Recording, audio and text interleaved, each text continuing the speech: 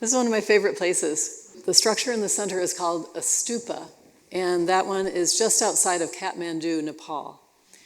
And I went to Asia a long time ago, and I lived just in the shadow of this place. And I went because I had heard about meditation, and I wanted to get it straight from the people who've been practicing for a long, long time.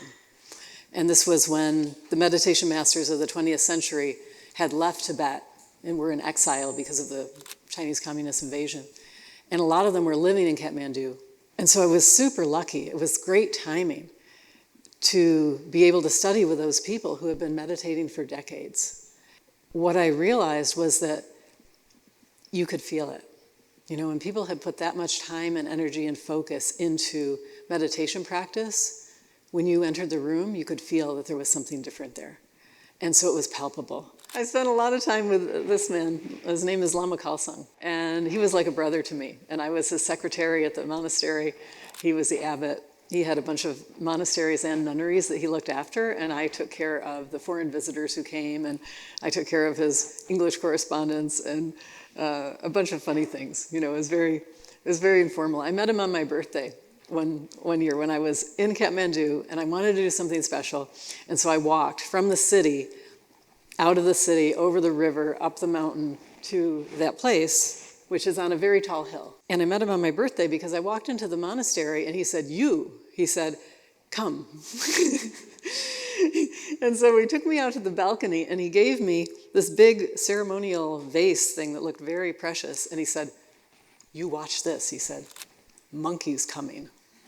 I'm like, oh, okay. So I stood there and guarded these ritual objects. Well, he went back in and he got other things going. And it turned out that some ladies had come down from the mountain, and they wanted him to bless the prayer flags that they string up on the stupa.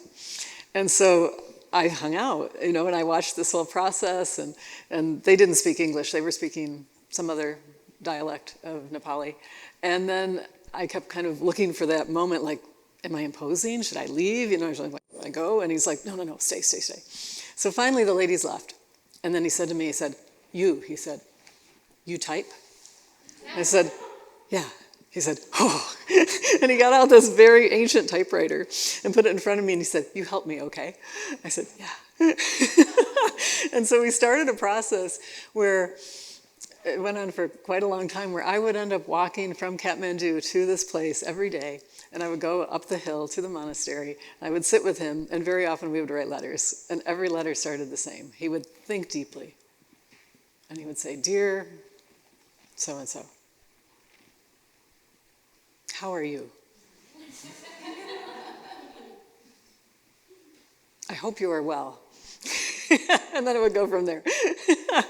And so he and I just had a wonderful relationship. And so I was in Nepal as often as I could be there for 11 years. There were difficulties with visas. It would get cold. I'd go to India. I'd do retreat in India. If I had to leave the country, I'd go somewhere. If I ran out of money, I would go somewhere and work.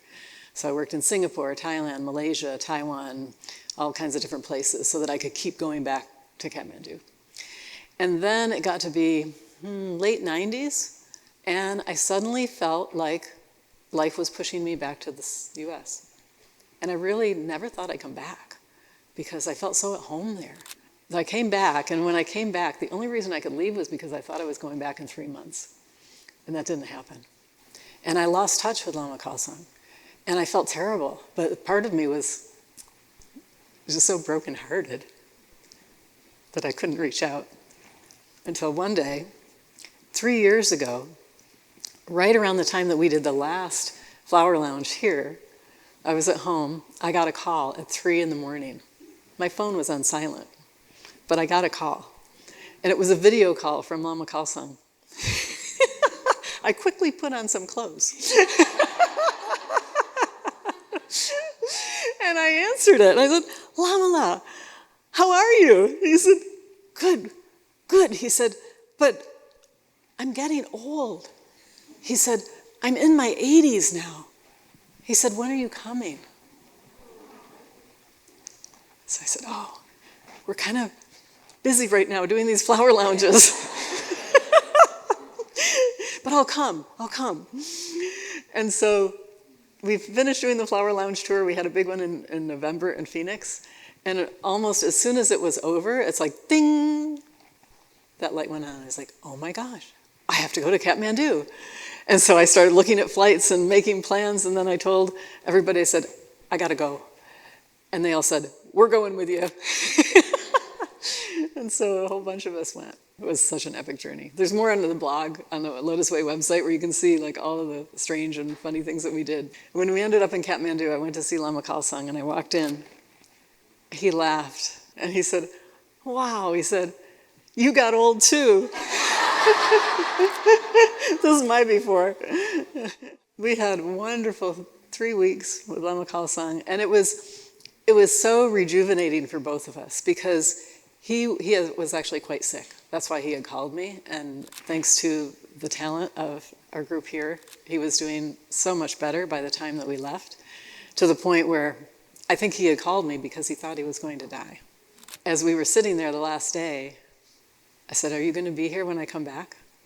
And he's like, oh, okay.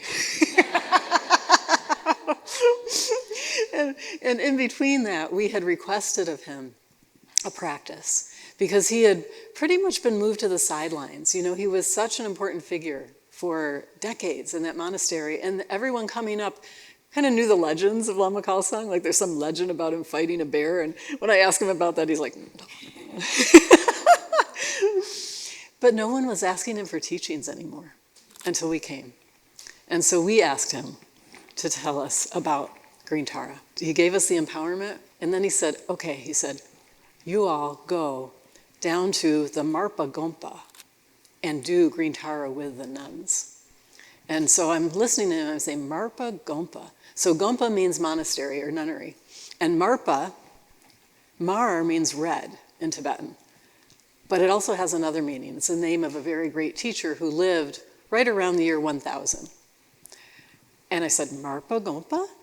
And he's like, yeah. I said, is it because it's red? Because it actually is red brick. And he said, no. Marpa lived there. And so he started telling us stories of his neighborhood.